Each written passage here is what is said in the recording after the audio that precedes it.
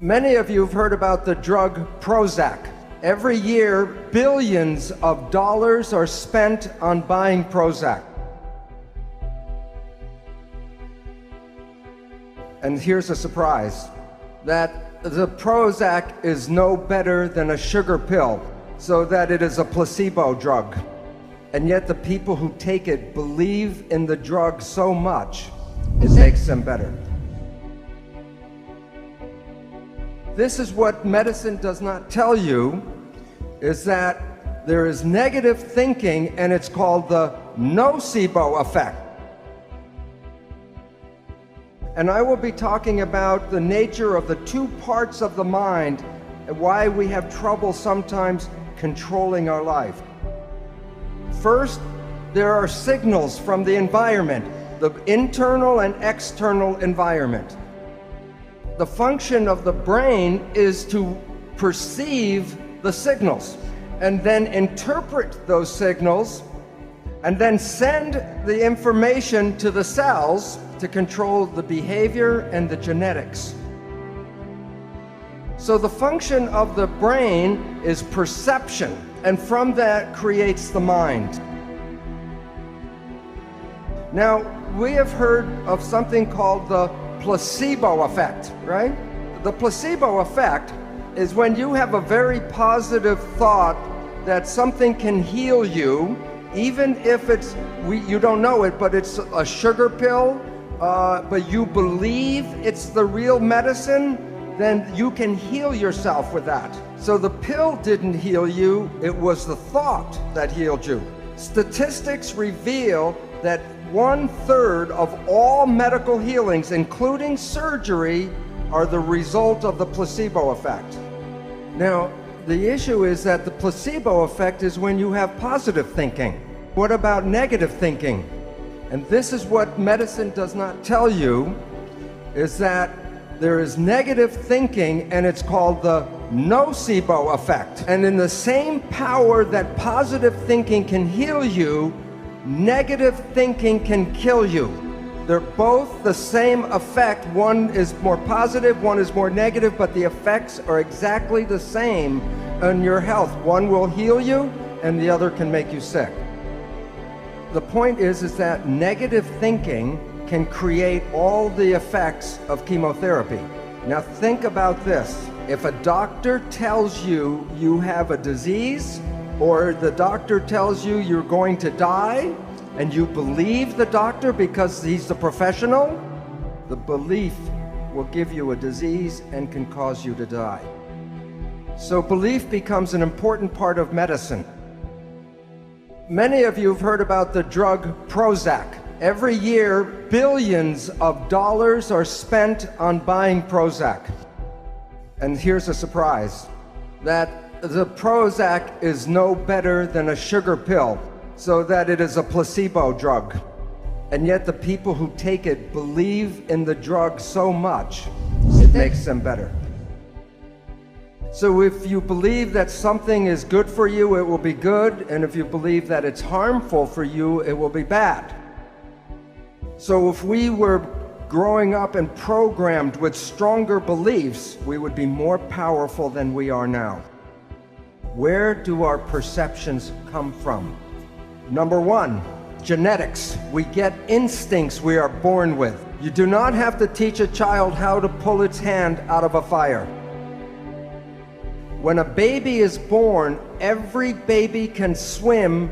From the moment it's born, it can be born underwater and swim like a dolphin. And this brings up a question which I'll answer in a little bit. If we were all born with the instinct and the ability to swim, then why do we have to teach children how to swim? And it's related to the second source of perception. And that is the subconscious mind, where our learned habits and learned experiences are recorded. When a baby is very young, the parents are afraid that the baby will drown. So every time the baby goes near the water, the parents, the baby's by the water. By the sink, by the toilet, by the brook, wherever the water is, the baby hears the parents get very excited. So the baby learns that water is dangerous. And it has a fear of water because the parents express the fear, so the baby is afraid of water. So the learned behavior can override the instincts. The third source of perceptions is the conscious mind, which is different than subconscious mind. The subconscious mind is learned habits. The conscious mind is creative programming. When you are conscious, you can rewrite the instincts, and when you become conscious, you can rewrite the experiences of your life. So that it is important to recognize that what we are not using enough of in our world today is consciousness.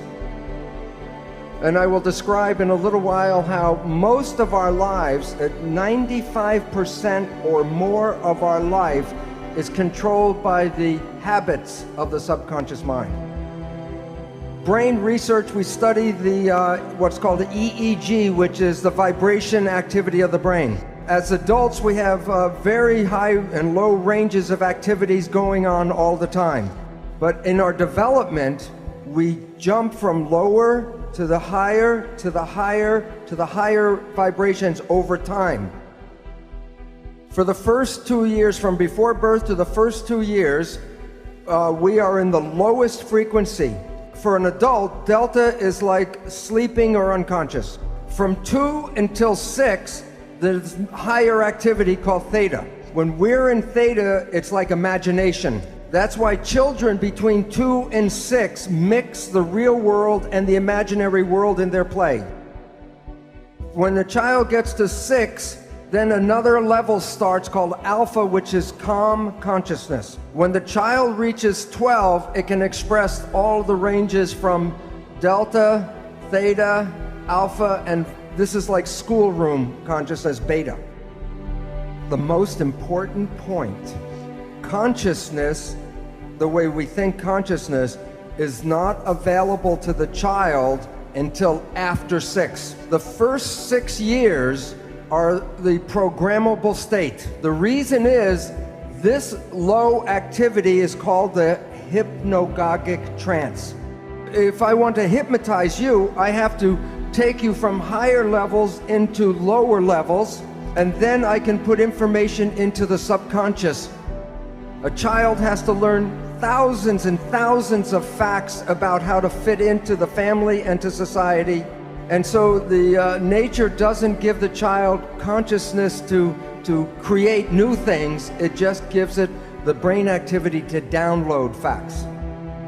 People are familiar with the Jesuits would say, give me a child until 6 years of age and it will belong to the church for the rest of its life. Because whatever goes in the first 6 years is the first structure in the subconscious mind. The child is in a state of super learning.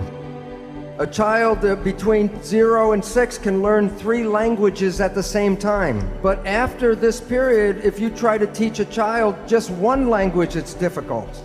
So this period in our life is where we learn the fundamentals of relationships, connections, family, and community. So like the chimpanzee, whatever the baby sees, experiences, or learns from the family, it goes right into the subconscious brain. And this is also the period where we learn self-identity. Who are we? What parents tell us, we become. So if parents tell us we are smart and bright and lovely and wonderful, that goes into the program. But if we are told we are not nice people, or we're not smart, or we're not pretty, or we're not good, that goes into the program. But this is all below consciousness. So you may not know the programs you received because you were not conscious really during this time period. But most of us, most all of us, have received a program of not good enough, not the best we can be.